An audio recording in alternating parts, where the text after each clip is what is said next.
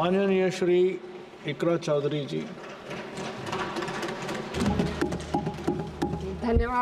धन्यवाद सभापति महोदय, आपने मुझे इस विशेष चर्चा पर बोलने का मौका दिया।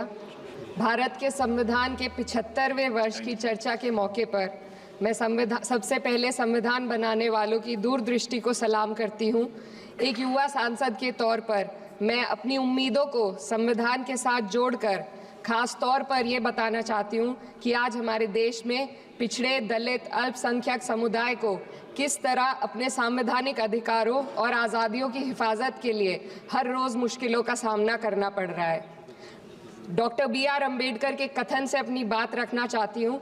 उन्होंने कहा था, मुझे अपने भारतवर्ष पर फक्र है कि जिसके पास ऐसा संविधान है जो लोकतंत्र, समाजवाद और सेक्युलरिज्म को संजोता है। लेकिन आज ऐसा लगता है जैसे संविधान की किताब तो है पर इसे चलाने वालों का ईमान गुम हो गया है। आज हिंदुस्तान में हर वर्ग को किसी न किसी चुनौती का सामना करना पड़ रहा है, मगर अल्पसंख्यक खास तौर पर मुसलमानों पर जो कहर टूटा है वो किसी से छुपा नहीं है। ये लोग सिर्फ अपने मजहबी पहचान की वजह से निशाने पर हैं। संविधान का अनुच्छेद 15 कहता है कि किसी भी नागरिक के साथ धर्म, जाति या किसी और वजह से भेदभाव नहीं होना चाहिए, लेकिन हकीकत इसके उलट है। हालात इस कदर बिगड़ चुके हैं कि hate speech, mob lynching, bulldozer द्वारा घरों को गिराने की घटनाएं आम हो गई हैं, खास तौर पर उत्तर प्रदेश में, जहां ऐसा लगता है जैसे कानून के नाम पर जंगल राज चल रहा हो। संभल में जो हुआ वो सबके सामने है। पुलिस के संरक्षण में निर्दोष लोगों की हत्या की गई और सरकार ने चुप्पी साध ली। अल्पसंख्यकों पर हिंसा बढ़ती जा रही है, मगर सत्ता में बैठे लोग या तो आंखें मूंदे हुए हैं या फिर इन घटनाओं को बढ़ावा दे रहे हैं। हद तो तब हो जाती है जब न्यायपालिका की बात भी अनसुनी कर दी जाती है। सुप्रीम कोर्ट ने मॉब लिंचिंग पर 11 सूत्रीय निर्देश जारी किए थे। इसमें साफ कहा गया था कि राज्य सरकारें और पुलिस इस तरह की घटनाओं को रोकने और दोषियों पर सख्त कार्रवाई करने के लिए जिम्मेदार हैं, लेकिन आज भी इन निर्देशों पर अमल नहीं हो रहा है। हाल ये है कि मॉब लिंचिंग को रोकने की बजाय सत्ता में बैठे लोग आग में घी डालने का काम कर रहे हैं। उनकी जुबान से ऐसी बातें निकलती हैं जो नफरत को और बढ़ावा देती है। ये अशांति अब इतनी गहराई तक फैल चुकी है कि हमारे समाज के धर्मनिरपेक्ष चरित्र पर गंभीर सवाल उठ रहे हैं। साल की शुरुआत में ही कई राज्यों में दुकानदारों को अपने नाम बोर्ड पर लगाने के लिए मजबूर किया गया। इसे सेहत और सुरक्षा के कानूनों का हिस्सा बताया गया, मगर असल मंशा कुछ और थी। ये कदम खास तौर पर मुसलमान दुकानदारों को निशाना बनाकर उठाया गया ताकि उनकी रोजी रोटी पर चोट की जाए। पिछले हफ्ते मुरादाबाद में एक मुस्लिम डॉक्टर को हिंदू बहुल्य मोहल्ले में घर खरीदने पर विरोध झेलना पड़ा। वजह बताई गई कि इससे मोहल्ले की सामाजिक शांति बिगड़ जाएगी। अब आप ही बताइए, क्या ये वजह सही है, जायज़ है?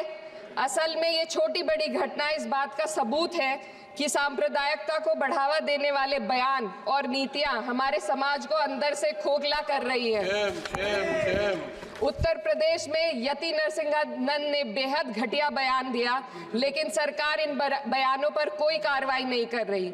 हेट स्पीच न केवल जनमानस के विचारों को प्रदूषित करती है, बल्कि इससे अब संवैधानिक पदों पर बैठे लोगों को भी प्रभावित कर दिया है। अभी हाल ही में माननीय उच्च न्यायालय इलाहाबाद के माननीय न्यायाधीश ने ऐसे बयान दिए जिसका संज्ञान खुद सुप्रीम कोर्ट को लेना पड़ा। संविधान के अनुच्छेद 29 और 30 ने अल्पसंख्यकों को उनके मजहबी और सांस्कृतिक हक दिए हैं ताकि वो अपनी पहचान को बचा सके और अपने संस्थान चला सके, लेकिन आज उन्हीं हकों पर हर तरफ से चोट की जा रही है। वक्फ जैसे बिल लाकर उनके धार्मिक अधिकारों को छीनने की कोशिश की जा रही है। आज अल्पसंख्यक समुदाय को संविधान द्वारा दिए गए अपने बुनियादी अधिकार पाने के लिए लंबी लड़ाई लड़नी पड़ रही है। ऐसे कई मामले अदालत ने न्याय देकर संविधान की रक्षा की है, लेकिन अदालती प्रक्रिया में जो समय लगता है उसकी वजह से देश के सामाजिक ताने बाने को भारी नुकसान उठाना पड़ता है। मिसाल के तौर पर इलाहाबाद हाई कोर्ट ने 2000 2004 के मदरसा एक्ट को रद्द कर दिया था, जिससे मदरसों के संचालन पर सवाल उठे। हालांकि सुप्रीम कोर्ट ने बाद में इस फैसले को पलट दिया और एक्ट को वैध करार दिया, लेकिन इस प्रक्रिया में जो समय लगा उसने अल्पसंख्यकों को बेचैनी और संघर्ष के दौर में डाला है। इसी कड़ी में प्लेसेस ऑफ वर्शिप एक्ट 91 भी आता है और कई अन्य अधिकार, उन्हें भी इसी तरह अदालती लड़ाइयों में उलझाया जा रहा है। ये स्थिति न केवल अल्पसंख्यकों के अधिकारों की राह में रुकावट है, बल्कि justice delayed is justice denied जैसी कहावत को सिद्ध करती है। मैं इस सदन से दुनिया भर के अल्पसंख्यकों की आवाज उठाना चाहती हूँ, खास तौर पर हमारे पड़ोसी देश बांग्लादेश में अल्पसंख्यकों के साथ जो हो रहा है वे दिल को गहरे तक चोट पहुंचाने वाला है। उनकी जान माल की हत्या की जा रही है। बांग्लादेश हो या हिंदुस्तान हो या कोई और देश, अल्पसंख्यकों की सुरक्षा, इज्जत और अधिकारों की हिफाजत हर सरकार की सबसे पहली जिम्मेदारी होनी चाहिए। मैं इस सदन से अपने देश के अल्पसंख्यकों के साथ बांग्लादेश के पीड़ित अल्पसंख्यकों की आवाज को एक साथ उठाना चाहती हूँ। ये वक्त की पुकार है कि हम सब मिलकर ये सुनिश्चित करें कि किसी भी इंसान को उसकी पहचान या मजहब के कारण डर कर जीने पर मजबूर ना होना पड़े। जहाँ हक छीने जाते हैं वहाँ अमन खो जाता है। ये बात हर सरकार को समझनी चाहिए। अगर हम सच में अपने संविधान का सम्मान करना चाहते हैं तो हमें नफरत और भेदभाव को खत्म करना होगा। हमें ये दिखाना होगा कि ये मुल्क हर वर्ग, हर जाति, हर धर्म और हर समुदाय का है, और जब तक ऐसा नहीं होगा तब तक संविधान की आत्मा सिसकती रहेगी। सर, अपनी बात को खत्म करते हुए मैं एक शेर अर्ज करना चाहती हूँ। ये दाग दाग उजाला, ये शब गजीदा शहर, वो इंतजार था जिसका, ये वो शहर तो नहीं।